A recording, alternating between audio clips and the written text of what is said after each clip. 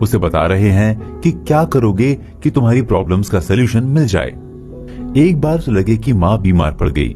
वो बहुत अपसेट रहने लगा क्योंकि डॉक्टर भी उसकी माँ को ठीक नहीं कर पा रहे थे, यानी बीमारी लाइलाज हो गई थी। तब उस लड़के को ये स्टोरी याद आई। उस स्टोरी में फीवर से अफेक्टेड एक औरत जिसका ट्रीटमेंट ईसा मसीह ने किया था, यानी ईसा मसीह की कृपा से वो औरत ठीक हो गई। इसके बाद लड़के ने इमेजिन किया। उस इमेजिनेशन में उसने देखा कि उससे ईसा मसीह कह रहे हैं कि तुम्हारी माँ ने रिकवर कर लिया है, वो हेल्थी हो गई हैं, अब तुम घर जाओ। आप सोच रहे होंगे कि क्या ऐसा भी हो सकता है, ऐसा कैसे पॉसिबल है? लेकिन लड़के ने लेखक को बताया कि उसकी माँ ठीक हो गई थी। लेखक ने इस इंसिडेंट के बारे में बताया कि ऐसा इसलिए पॉसिबल हुआ क्योंकि लड़के ने जो इमेजिनेशन की थी, अपनी इमेजिनेशन में ही सही, उसने जो एक ड्रामा किया था, उसने अपनी फेथ और बिलीव के बेस पर किया था। उसने अपने फेथ और बिलीव को एक कन्विक्शन के साथ और अपने माइंड के, अपनी सोल के डीप में जाकर फील किया, उसमें डूब गया। यानी उसने इस बात का बिलीव किया कि ऐसा हुआ है, ईसा मसीह ने एक बीमार औरत को ठीक किया है। इसलिए उसने अपने सेल्फ को अपनी इमेज के साथ होने के लिए इंस्पायर किया। लेखक ने बताया कि मन केवल एक है, उसका ट्रीटमेंट या हीलिंग भी एक ही है।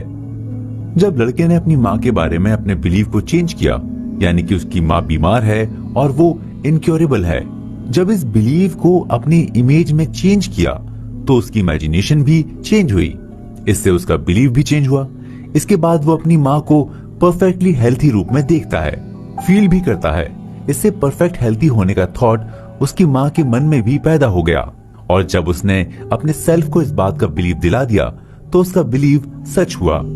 लेकिन यहाँ नोटिस करने वाली बात यह है कि लड़के को स्पिरिचुअल हीलिंग के बारे में कोई आइडिया नहीं था, ना ही वो इमेजिनेशन की पावर के बारे में जानता था। उसने अवचेतन के रूप में डिवाइन लॉ को एक्टिव किया और उसे इस बात का पूरा बिलीव था कि ईसा मसीह उससे रियली में बात करते हैं। फिर उसके बिलीव के अकॉर्डिंग उसकी विश भी पूरी हुई और उसकी माँ ठीक हो गई। लेखक ने बताया कि किसी चीज या किसी पर्सन या किसी फैक्ट में बिलीव करना उसे ट्रूथ के रूप में एक्सेप्ट करना होता है। आपके बिलीव का बेस चाहे रियल हो या अनरियल, ट्रूथ हो या फॉल्स, आप बिलीव करते हैं, आपको वही रिजल्ट मिलता है। इसलिए बाइबल से पहले की बात को कोट करते हुए लेखक ने कहा है कि जैसे कोई इंसान इमेजिनेशन करता है, जैसा वो फील करता है, वैसा ही वो बनता भी है। इसलिए लेखक के अकॉर्डिंग एक ही स्पिरिचुअल ट्रीटमेंट या हीलिंग है और इस स्पिरिचुअल हीलिंग का एक ही प्रोसेस है और वो प्रोसेस है बिलीव। जैसा आप अपने मन में बिलीव रखते हैं, वैसा ही आपके साथ डिवाइन बिहेव करती है, यानी वैसा ही आपके साथ होता है।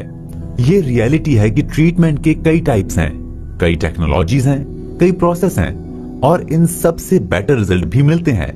लेकिन इनसे जो रिजल्ट मिलते हैं वो टेक्नोलॉजी या किसी स्पेशल प्रोसेस की वजह से नहीं। इसके पीछे जो रीजंस होते हैं वो है बिलीव और इमेजिनेशन। यानी टेक्नोलॉजी, ट्रीटमेंट के टाइप्स या प्रोसेस का जो सोर्स है वो है ईश्वर, और ईश्वर का ट्रीटमेंट एंडलेस है और हर जगह है। यानी हर जगह ईश्वर हर जगह है तो उसका इलाज भी हर जगह है। ईश्वर आपकी हीलिंग करता है, लेकिन इसके लिए जरूरी है कि आप ईश्वर को अपने मन में फील करें, उसके कनेक्शन को समझें। कम्युनिकेशन विद गॉड, बिलीव और इमेजिनेशन की पावर को एक्सप्लोर करने के लिए लेखक ने अपने एक क्लोज रिलेटिव का एग्जाम्पल दिया है। उस रिलेटिव को टीबी हुआ था।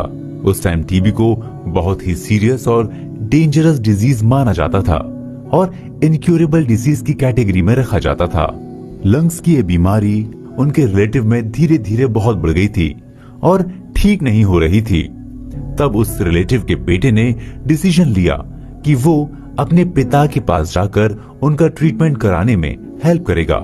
वो ऑस्ट्रेलिया के पर्थ में गया जहां पर उसके पिता रहते थे।